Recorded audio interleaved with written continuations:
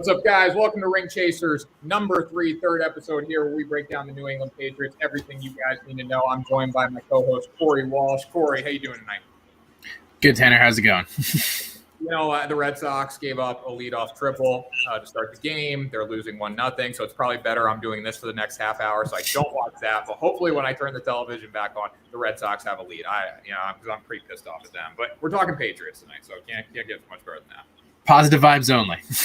That's what, the football season, baseball season, seasons are too short to have a negative attitude. We got to have a positive attitude. First, another thing, I'm just throwing this out there. I used to be 300 pounds. I have the shirt rolled up tonight. I'm not trying to be a douche. I'm just saying, I don't think I'm big. I think I have the smallest arms in the world.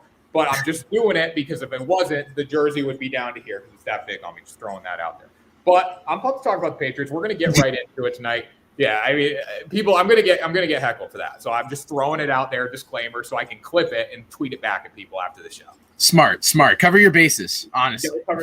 Gotta cover the bases. So, I mean, let's get right into it. We'll break down this preseason game. Had a huge win over the Philadelphia Eagles. Corey, I want to give you my perspective last Thursday night because I know you have a different take than me. So I'm at the bar. I'm on the Mac Jones diet. I got sweet potato fries, chicken tenders, and a Bud Light. Game is right here. I'm sitting here. I am just watching the Patriots maul the Philadelphia Eagles. Doesn't matter if it's the 1s, 2s, or 3s. We kick their ass in every facet of the game. I know it's the Eagles. I know you're going to have a complaint about that, but we blew them off the field. It was great to watch.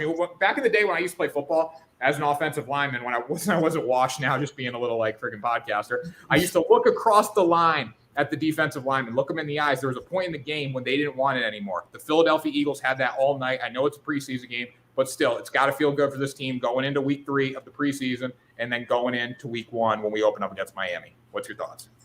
Yeah, Bill's going to definitely walk away with this thinking pretty good. Because Bill always – it wouldn't matter what the score was. If we won 3-0, Bill would have walked away being like, that was a great game. We did a good job. Can't be upset about a win. But Bill is all about the details. And the simple detail is that we played basically our starters against the 2s, and then Mac basically played against the 3s. So at the end of the day, there was a stomach virus that basically infected the whole Philadelphia Eagles organization that caused Jalen Hurts to not play last minute. He just returned to practice, I think, yesterday. So I can't really sit here and be like, man, you know what? Thank God we kicked the ass of the Eagles. Because frankly, the Eagles were going to suck this year anyway. Not only do they suck, we played their second and third string defenses where Cam looked really good against supposedly the 2s, and then Mac looked really good against the 3s. So the reason I'm so pessimistic, I guess, is that we didn't really learn much more from this game that we didn't learn from the Washington game. Yeah, I mean, I would agree with that, Corey. But you know what? It's tough to win football games in the NFL. With this Patriots team, I mean, I'm already at the point where we're not winning a Super Bowl with this Patriots team. There's no way. You know that too. I mean, let's be real. Crazier things have happened. Crazier things have happened. But this isn't a Patriots team where we're going into the season saying, okay, this is a clear-cut division champion. This is a clear-cut Super Bowl champion. There's been a lot of years in New England. We're on the rebuild. We're on the up and up. Mac Jones is coming for us, and he's going to lead us to the promised land games next Tom Brady. But, with this team, any positive steps. And we didn't have a freaking tight end, Corey. Okay, talk about the Eagles. They didn't have a team. We didn't have our tight ends, and that's what we're banking on this year. I mean, the tight ends are going to come back at week 1. So I'm not super tied into the tight ends right now until I see Hunter Henry actually get an injury once that trickles into the regular season. Once I see Jonnu Smith injury trickle into the regular season, then I'll be concerned. Right now we're playing pretty cautious, and they're seeing the offense. They're going to still learn it. They're just not going to be having it at game time speed, or maybe the tight ends are going to participate more so in just practice type structure than in game, because we just don't want to risk our 2 biggest signings offensively of the offseason not playing. Why are you being so pessimistic tonight, Corey? Why? What do you mean? You're being so pessimistic. I'm trying to be. You said positive vibes only. Red Sox getting their ass kicked already. You say positive vibes only, and you're telling me the whole Eagles team was sick, so that's why they couldn't play. Come on now. We got to be a little positive. Any positive result in the preseason is good. I don't care who it's against. It's tough to win football games in the NFL. All these guys, whether it's the 2s, the 3s, the 4s, they're still National Football League players that might or might not make this team, may or may not make this team. So I think it's positive. I looked at that roster of the Eagles that was out there, and I was really thinking in my head, how many of these guys will be on the roster by the time the second wave of cuts come? And I could tell you anyone that was on that team in the 3rd and 4th quarter for the Eagles was not touching the field for the Eagles past that point. Yeah, they'll be playing in the XFL next season. But like anything, I'm just always a believer. I'm a proponent of success breeds success, right? So if we come out, we win 35-0, whatever it was, right? 35-0, correct? 33-0. We're 3-0. Yeah. Oh, no, 35. So it's 35-0. If we come out, we win 35-0 against the Philadelphia JV Eagles. That's a big step for us in the right direction. Mac Jones had success. Cam Newton had success. I think that's good for everyone. I mean, Mac, you could stick Mac out there against freaking FCS school, and like as long as he's having success, that's going to be good for his confidence going into week 1 when he's going to be the starting quarterback against the Miami Dolphins. Mm-hmm. You're right. So, I mean, the quarterbacks did look good. Yeah, let's break down the quarterbacks a little bit. Should we do our COVID cam watch? Cam watch. All right, so we got COVID cam watch tonight. Now, Corey can talk about this a little more than I can, but Cam Newton cannot be with the team now for 5 days because they broke COVID protocol with the league. So we have COVID cam watch. Corey, why don't you explain the situation so that people understand what's going on? Yeah, so pretty much there's been the whole speculation this offseason has been around Cam. Is he vaccinated? Is he not? Because as you know, last year he missed portions of the season due to COVID, and that's when many people believe his decline in play truly started. So now we're heading into this offseason with Cam wearing masks and pressers and stuff, which usually indicates with these players that they aren't vaccinated. Now, I'm not trying to make this a political podcast or anything, so what I'm really trying to say is the only reason the COVID really matters in the NFL is because you're not going to play if you have COVID. You're going to have to step away from the team, and that basically leaves your team at a loss of a quarterback who's not adequately prepared to step in the shoes of, in this case, Cam Newton. So Cam Newton, basically what happened with this recent 5-day suspension is that when all unvaccinated players have to stay around the site of where the training camp is, they're not really allowed to leave. They also have to participate in daily testing like they did last year. And the real issue here was that Cam went to get a medical treatment done that the Patriots did approve, but it was off-site, which the Patriots obviously, I don't think, fully understood that when they agreed. So by him leaving, the NFL has stated that he cannot be back for practice for 5 days. He was tested, but it's not that he has COVID, it's just that he broke protocol. Yeah, and I mean, I think that's a little extreme, but the NFL is trying to get the point across that we're not going to play around with COVID. But here's the thing. Here's what bothers me about more than anything. It's not about, we care. We have, like, Roger Goodell does not have the best interest in Cam Newton's mind. Roger Goodell is focused on money. That's what it comes down to. So if Cam gets sick with COVID, the team has a COVID breakout, we don't play that game, we lose money. That's what it comes down to. So Roger Goodell can talk about here how he's trying to have the best interests of the players in mind. But in the end of the day, it's all about money. Money makes every decision in the freaking world. Yeah. I mean, and also from the team's perspective, that Chiefs game with Brian Hoyer was probably our worst game offensively of the entire year, in part due to Cam Newton being out and Brian Hoyer therefore not being adequately ready to step in, getting first team reps, understanding like the game plan. And we just really don't need a repeat of that. And I don't think Cam really wants a repeat of how he played for the last 10 games of the year from the COVID point onward, because he was ass. He was terrible. I'm not blaming him because he got the COVID virus, which obviously wreaks havoc among the country. But at the same time, from an NFL perspective, if he got it again, like let's say in week 2, the Patriots would be they wouldn't be as screwed because Mac Jones has been kind of like the next in line to be QB1, but it wouldn't be fair for Mac to be thrown in. Let's say a Tuesday, Cam has COVID. Mac, they're like, all right, Mac, now you're the starter. By the way, we're playing this Thursday, so get ready. Yeah, and you know what? Watch that happen week 4 against the Buccaneers. Week 4, right? When Brady comes Be a down. great excuse. That would be awesome, though, to see Mac Jones step in on a Wednesday of week 4, and that's the storyline going into that game, and then he just beats Tom Brady. That would be pretty cool. Just saying. That would be great. Any way we win, I don't care if Mac Jones or Cam Newton scored 0 touchdowns and all of them were off of fumble recoveries. I'd be happy.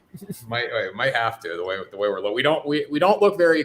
You know, our receivers need to have second efforts, right? They need to be explosive with the ball in their hands because I think Mac Jones averaged 4 yards per completion the other night. I think it was pretty low. But we'll break that down in a minute here. Cam Watch, COVID Cam Watch edition this week. We're looking at Cam. This was taken in practice before he had the 5-game suspension.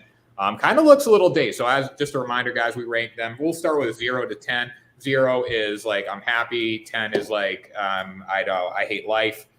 We've given him, I think, a 2, and then it was low. The second time, like last week, it was really low. He looked pretty happy. It was just like he was on the sidelines here saying like, "Oh, Mac just made a nice throw." I'm gonna give this one. This is like that stage in like the beginning middle where it's like I just don't know what to do with my life. I'm gonna give him like a 3.5 to 4.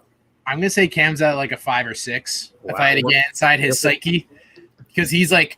Everything after that Eagles game was, man, Cam looked really good. I think he was either 8 of 9 or 9 of 10.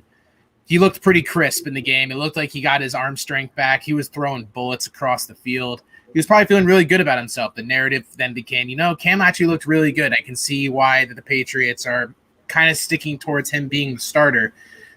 And then this whole COVID Cam watch took place. And now Bill came out today and basically alluded to the idea that maybe the starting quarterback job isn't as secure as we once thought it was. So if I was Cam, I'd be a little concerned.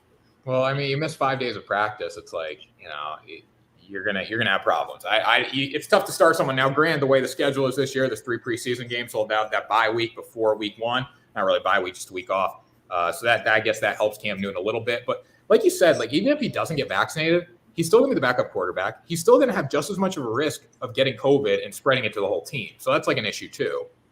Yeah, the issue with Cam, I think at the end of the day, I realized this is like Bill really just wants a true, like he needs a player that the team fully respects. And all you ever hear is how Cam's a leader of the team. So if your leader isn't vaccinated, it's not really like he's not pushing it either. So I guarantee you there's a lot of other Patriots on this roster that are just kind of following Cam's lead. So by him not being vaccinated, this is like if there's a COVID outbreak, it's more likely than not that we'll miss multiple starters, because we're not isolating the positions like they did last year where they kind of like everyone kind of stayed within their position groups for meetings and stuff. There was rarely ever team meetings, and when they were over Zoom. So there's a huge risk of just COVID outspread if Cam ever tested positive. Yeah. So, I mean, let's talk about the quarterback battle. It's out of all the topics to talk about, this is the one we have to talk about because we're contractually obligated. The one storyline in New England this year, besides the tight ends getting hurt. So Mac Jones led the troops with passing yards, 13 of 19, 146 yards. Very good night from him. Cam had a good night as well. But the thing about Cam that's like frustrating, like you're like, oh, Cam had such a good night. It looks like he should be the starting quarterback. Like, I think we're giving Cam too much credit in the sense of this dude's a former MVP. Like, I know his shoulder's effed up now, but he's still a former MVP. Should we really be excited that, like you said, Cam Newton against the Eagles twos, right? That Cam Newton dominated the Eagles twos. Should we be excited about that as a former MVP? Oh, no, I'm not excited at all by his performance. I just feel relieved that he actually looks like an NFL quarterback, at least for that quarter.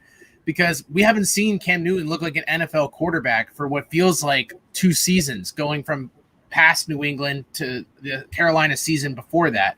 It feels like it's been many years before we were like, man, Cam looks pretty decent. He relies too heavily on his body nowadays to make real impact on the field. It's just kind of – it doesn't fit the Patriots offense. It makes our offense too gimmicky. So seeing him play traditional quarterback play that we're accustomed to was just a relief pretty much. Yeah. And you know what, Corey? I got to read some stats to you because at the beginning of the episode, you tell me, hey, you know what? The Eagles suck. Eagles had their 2s and 3s. Maybe. But we out-yardaged them. Is that even a word? I don't know. 486 to 163. We ran 75 plays. They ran 50. We outpassed them 279 to 81. And we ran down their throat 207 to 82. I don't care who it's against, Corey. That's impressive stuff. It's the preseason, too. We got to factor that in. But that's impressive, no matter what. I'm telling you what. So on Friday, that meeting, the flight home for the Patriots was pretty damn good. When they had their meeting on Friday, they were a lot happier than the Eagles were on Friday. Yeah, that's pretty safe to say. I mean, when Joe Flacco, is he elite? Is he not anymore? I think it's pretty safe to say that's over. Joe Flacco looked like a deer in headlights. I don't blame him. He technically is the 2 on this quarterback depth chart, but that offensive line was just not doing him any favors. Devontae Smith was basically put on an island. He looked good in his limited snaps. I mean, they're still trying to ease him back from. He had I believe a groin injury or something pretty similar to that, one of those nagging injuries. But at the end of the day, the Patriots defense looked pretty great overall. They were kind of shutting down whatever semblance of life that Eagles offense tried to have.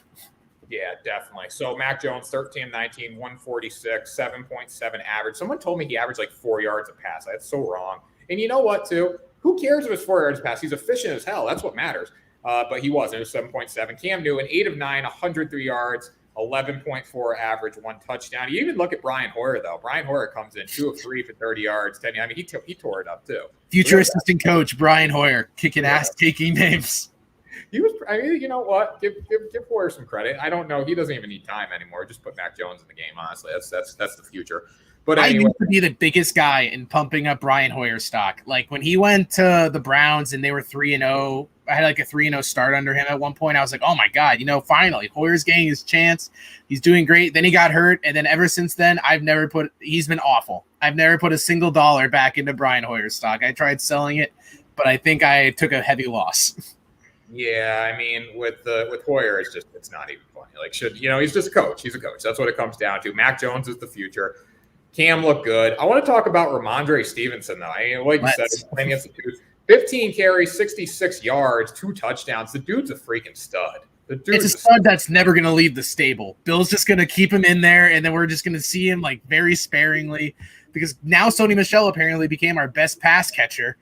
Because James White has not been seen. I think there's a missing persons report on him. I haven't seen him at all really get involved in these past 2 preseason games. Meanwhile, I'm seeing Sony Michel out there finally realize he has hands, catching some nice screens out of the backfield for both Cam and Mac. I'm just like, what's happening? Where was this Sony Michel when Brady was around?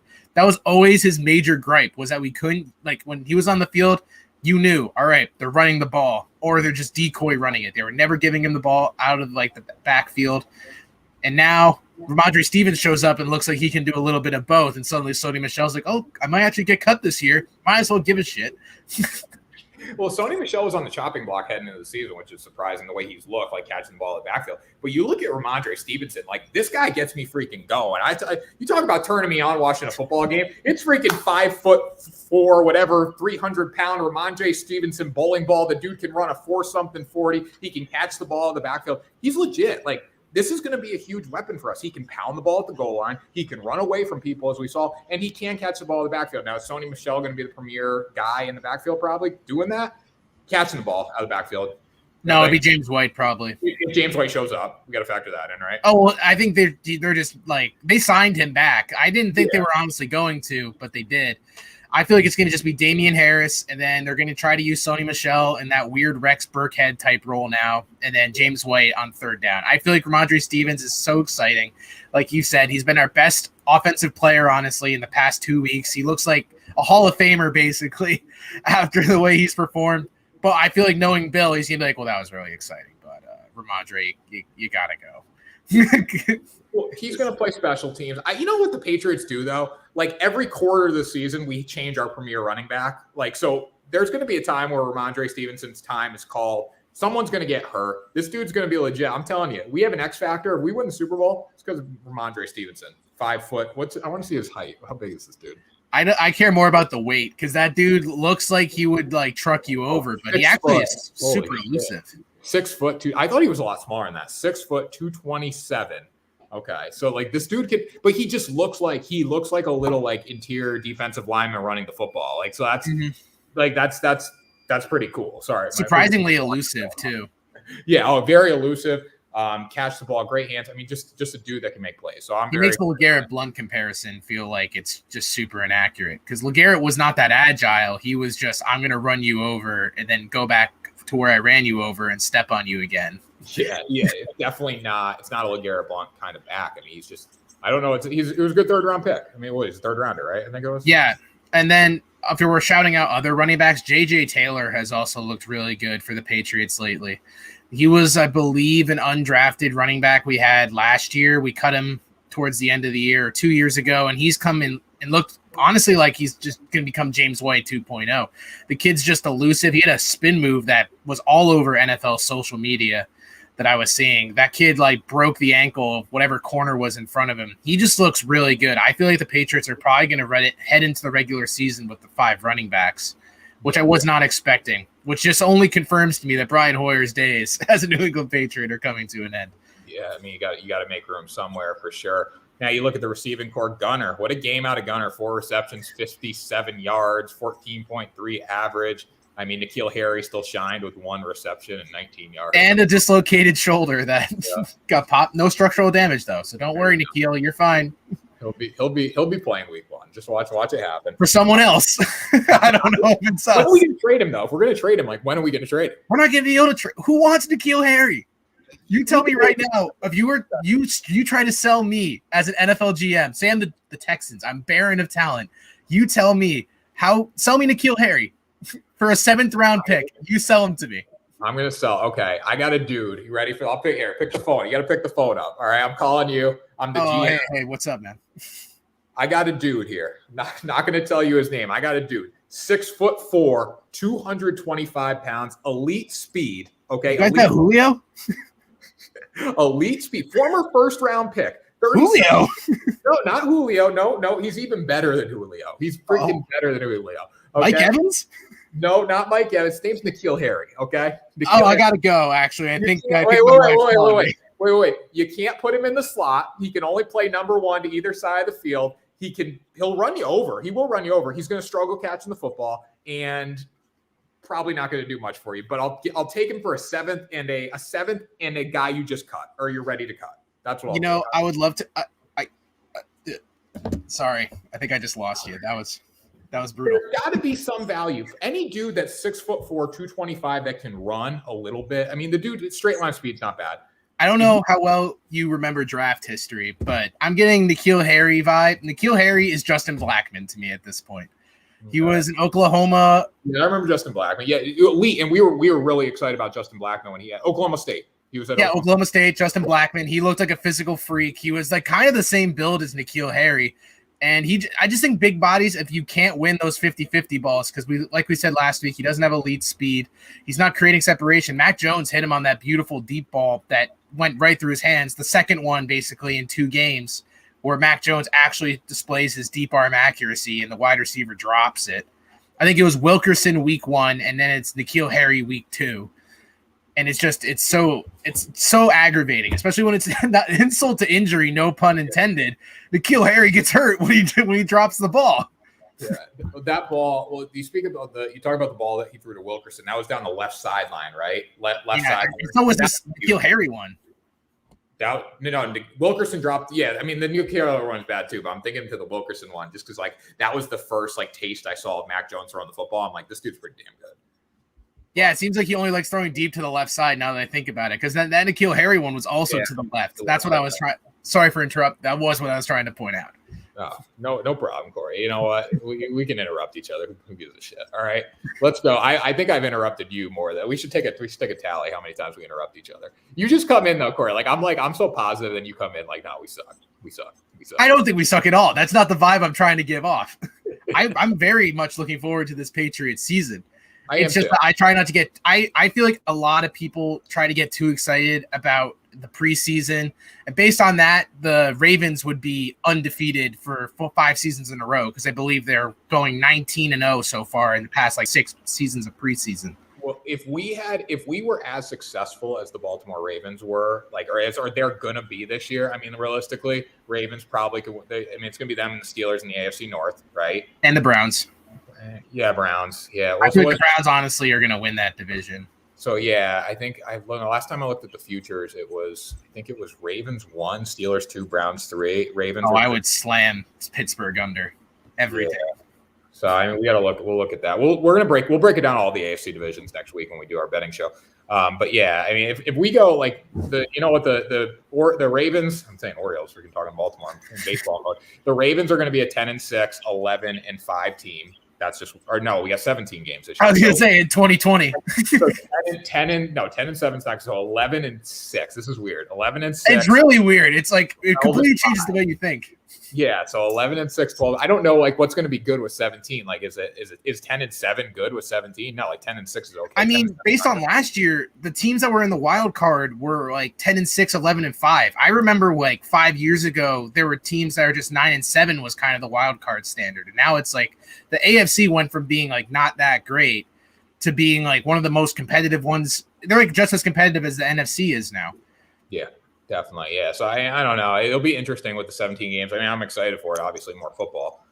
But still, it's going to be weird talking. Like, I'm like, I'm automatically, okay, 10-6. 10-6 can get you in. 11-5 definitely can get in. But like, it's going to take like the whole year. I feel like it'll take till next year for us to remember too. I feel like once the week 17's over, it's like, all right, well, that was great. Yeah. Does 10-7 get you in? That's the question. Does 10-7 get you in really now with 17 games? So I feel like I need to take a better look over at the AFC, but I feel like it's 3 wild card teams still. So last year it was 2 of them were the AFC North, and I still feel like the AFC North is going to occupy both of those. Yeah, definitely. There's really one spot in my mind up for grabs of the wild card teams, and there's still like teams like the Chargers. If the Broncos ever figured out what Drew Lock was, maybe. But there's always a ton of question marks, and the Colts now are trying to be competitive with Carson Wentz. So the Patriots really have to be, in my mind, 10-7 or 11-6 to have a chance. Isn't Wentz not playing for like the first month of the season? Oh no, he's practicing. He practiced yesterday. He was getting surgery. Wasn't he getting surgery? Yeah, they said they're gonna try to roll him out week 1. Jesus, he's gonna get hurt. That's just. Oh yeah, I don't know why they're taking an injury-riddled quarterback and being like, he did something with his foot. Whatever, we'll throw him out. We have Sam Ellinger and Jacob Eason to back him up, so it's gonna go great. Yeah, there you go. All right, so we look at the defense. We'll talk about them real quick. We got to give them some love. I mean, just absolutely dominant, flying to the football. I read the yardage. This will look like a classic Bill Belichick. Just I'm going to maul you defense. Let's see who is the leaders here. Juwan Bentley led the team, 6 total tackles, followed by Chase Winovich, 5 total tackles, 4 solo. Winovich 2 sacks and a tackle for loss. That's good to see Winovich shining. I mean, that made me happy. It's good to know that. I think Winovich is just turning into a more situational linebacker and edge rusher than what we thought. We were kind of using him a lot last year as our primary edge rusher, mostly because we didn't have one. So I don't know if using him as a primary is like just out of dire situation, but I like him more as a depth linebacker and edge rusher than the primary focus. Yeah, I mean, there's definitely room for him on the field. He can play. You just got to put him in positions to be successful. I think that's what the Patriots have been so good at in past years, or in the Bill Belichick dynasty, is finding areas where guys can shine. So yeah, Kyle Van Noy is a great example of that. Yep. So Van Noy, 3 total tackles, 2 solos. I mean, Van Noy it's great having him back. It's like it's captain of the defense, one of the captains at least. Him and Dante having them back is so huge. To go from Juwan Bentley last year and pretty much no one else for like the whole year. Yeah. So I mean, the defense, like I'm not worried about our defense. I think our defense is going to be fine. I don't know. I think we could be pretty good, Corey. I think we could be pretty good. I think we're going to be pretty good too. I think it's pretty telling though how the offense is my only concern. I'm not worried about the defense at all. I'm not worried about the run game at all. I just need our offense to be more than one-dimensional because last year that's all it was. Well, we're going to have to run the football. We're going to have to work our play action there. We're going to have to take some shots with Mac. I think we got this team to do. What about Cam? You're the Cam guy. Cam's done. Cam's got what? Cam's done. Listen, no matter what, whether Cam's playing or not, like most likely Mac is playing week 5 after the Patriots the Buccaneers come to town and just whoop our ass, probably. I think Mac's starting week 1 now. I think this COVID thing is really Cam was going to get benched anyway. I'm not sitting here and thinking that Cam was going to start. I don't hate Cam Newton. We both don't hate Cam Newton. It's just like the way that Bill, I think, wants to run this team is not through a heavy he wants to run first, but he wants the threat of passing to be there. We didn't spend all this money for Cam to throw the football like 5 feet from their shoes. Yeah. Well, you ever seen The Lion King, Corey? Yes. The circle of life. What goes around comes around, Cam. The circle of life. So Cam Newton had a very short stay in New England, but at one time he was on the perch, looking over the safari, right? And his time is absolutely done now. It's Mac Jones, the freaking baby lion is here, and he's come to throw deep balls down the field, lay him right on the money, and our receivers are going to drop them. But you know what? That's fine because we got Mac Jones, and it's Tom Brady 2.0. It's Bud Light, chicken tender, sweet potato fried diet. Mac Jones, and we're ready to go. We're ready to rock and roll with them. Who needs a TB12 diet when you can do the Mac Jones diet? It's very easy. It's accessible. You don't have to buy a cookbook. You don't have to do any weird stuff with a personal trainer. You can just go home or go to a bar and just order off their cheap menu, and you're doing the Mac Jones diet. go to happy hour at a bar and get every drink special and every like beer bar food special, and you are officially you're eating like you're eating like an elite NFL quarterback. You're eating like a first round draft pick. He's never going to be I will never believe if he's a Subway athlete. It has to be like a Five Guys athlete, or no, Buffalo Wild Wings is exactly where I expect Mac to be a sponsor of. Yeah. So if Mac had an NIL deal last year at Alabama, if they would have enacted it earlier, I think Mac, his top three, let's see here, McDonald's, classic. I mean, champion fast food, champion quarterback. Natty Light. Big and tall, like Destination XL. Yep. And then Natty Light. I was going to also say cigars, because every time you see a picture with him with his shirt off, it's with a cigar. Yeah, and then some cigar company because he wins. Yeah, so those four. So we got, if Mac Jones was going to represent a company in college, or even now, I mean, honestly, he starts throwing touchdown passes. You know who's coming after him? First is McDonald's, 2 is Destination XL, 3 is Natty Light, 4 is cigar company. But right now, though, since he's an NFL quarterback, he might represent a better brand, a better beer brand than Natty Light. Like Natty Light was the. But he likes to stick to his roots. Mac Jones, Super Bowl champion. You know, High Life, if you really want to push it for Mac. Yeah, Mac Jones could be Mill. I think Mac Jones is still a butt heavy guy. You look at that belly on him. It's a butt heavy. I respect it, honestly. I love being able to relate to athletes physically. It's one of the only times I can in my life. So this is great. I went to watch the game at the bar on Thursday because I wanted to eat like Mac Jones. I wanted to get in the game. You like Mac. Eat like Mac. Freaking sweet. Eat a Big Mac. There you go. Sweet potato. No, I was going sweet potatoes, chicken. I had to get fried. I mean, Mac Jones is a fried food guy. You can tell. You look at it. But all jokes aside with Mac Jones, this is the quarterback of the future, and I'm very excited about him moving forward.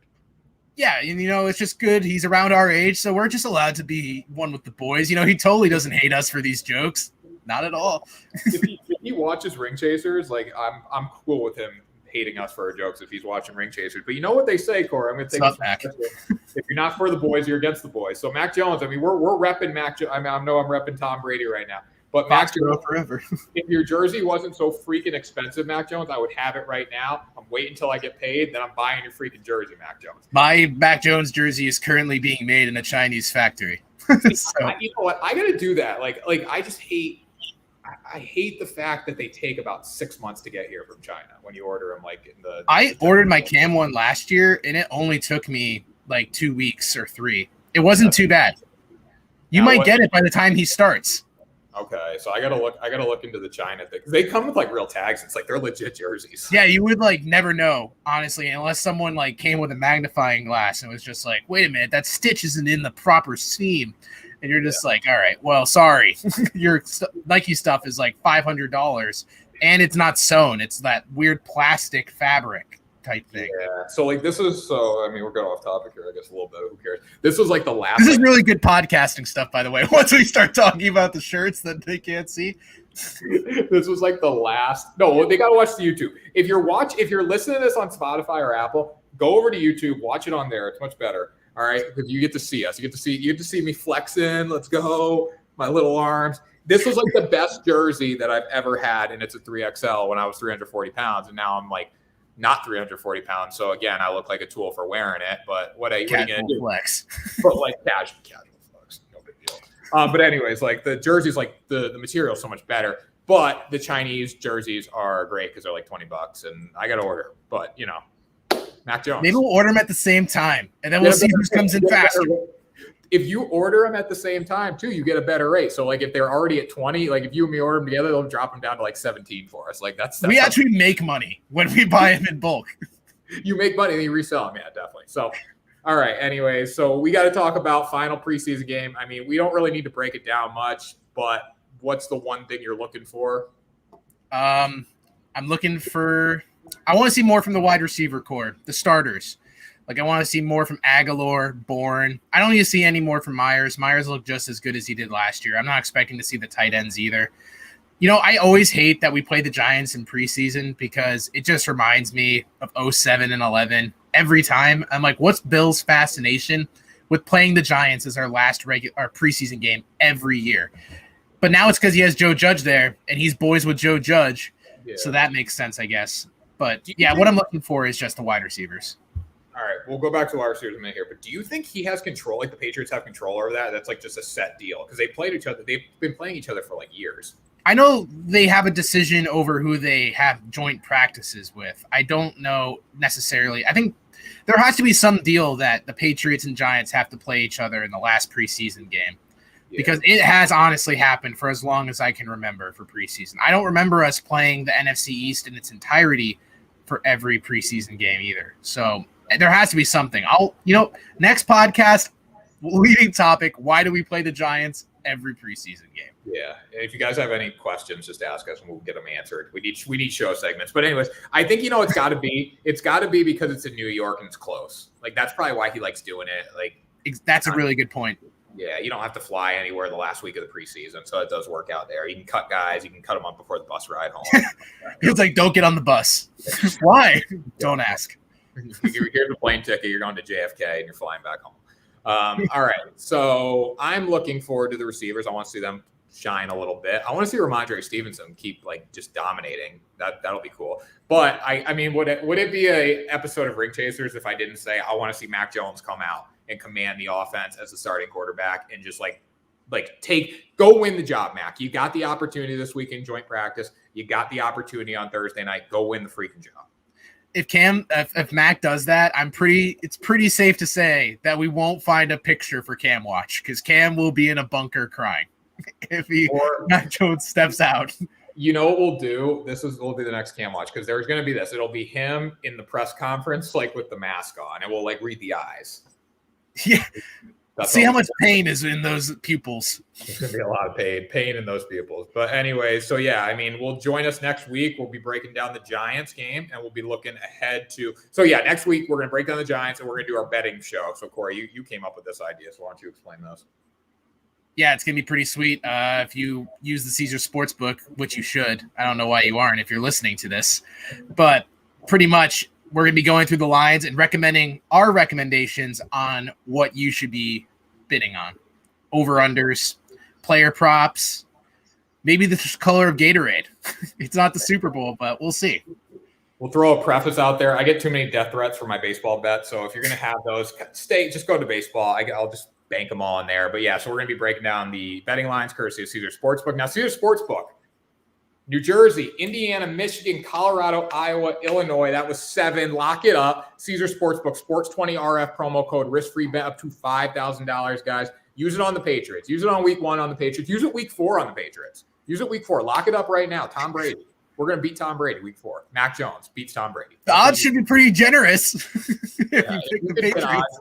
I wish you could get odds for week 4 because you can get week 1 odds you can get week 1 odds the day the freaking season, the schedule comes out, but you can't get week 4. But that's a game you should be able to get early odds for because Tom Brady's returning. Another prop bet for that game will be will Tom Brady gets booed, which no way. But pour one out. I love that man. I love him so much. Anyways, all right, that was our show, guys. That was fun. Corey, any final words for the fans? Stay positive vibes only. Hopefully we don't play the second and third string of the Giants. That's yeah. Well, I want the 2s. I want to get a little confidence. I'm going to check the score of the Red Sox game right now. I might have a freaking hemorrhage on camera. All right, the Red Sox are losing 1-0, top 3. Let's go. We need it. We need it, Corey. We need to win tonight. Boston Nation, Boston Sports Nation, guys. Thanks for joining us. Caesar Sportsbook again. Lock that up, guys. Subscribe to the network, and we will talk to you next week for another episode of Ring Chasers.